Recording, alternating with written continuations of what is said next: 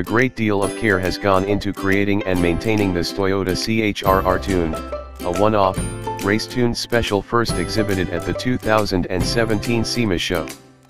Multicolored paint marks are on almost every bolt head, and there's a log of cylinder leak down test results written atop the thick, aluminum radiator.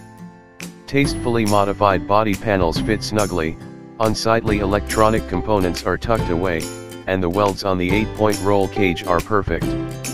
This attention to detail ensured a successful SEMA debut, but don't confuse this for a lifeless concept car. We're the guys that take on the projects that other people won't, says three-time national road racing champion Dan Gardner, who actually got his start as a car and driver road warrior and now runs DG Spec, the group that built the CHR Tune. It's the latest in a run of specials that Toyota commissioned from the company that also includes a track-worthy Sienna minivan.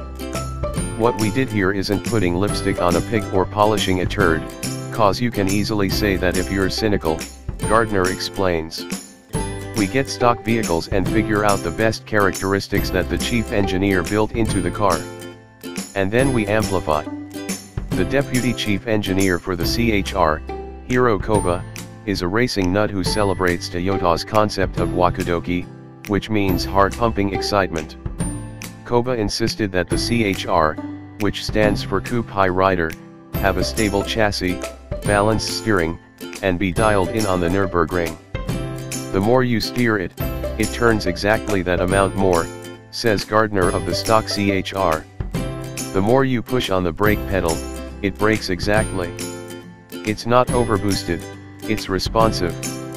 We find his characterization fair but overstated when we drive a standard CHR around a short road course at Willow Springs International Raceway in Rosamond, California.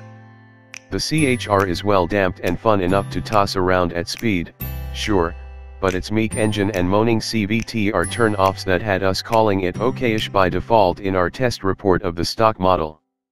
We do a few laps, head back to the pits, and ask Gardner to tell us more about the R-Tuned and walk us through the build, which he says required more than 10,000 hours of labor. Setting the bar really high. Koba didn't know how far we could take it, but we set the bar at supercar performance, says Gardner. It's a target that Toyota announced at SEMA had been achieved by lapping the long course at Willow Springs in 1:25.22. Which is quicker than serious machinery such as a Nissan GT-R Nismo and a McLaren 650 Spider, although well off the pace of a McLaren 720s or a Lamborghini Huracan Performante.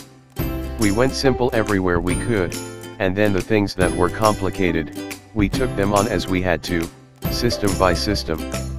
Gardner and his team quickly realized they couldn't make do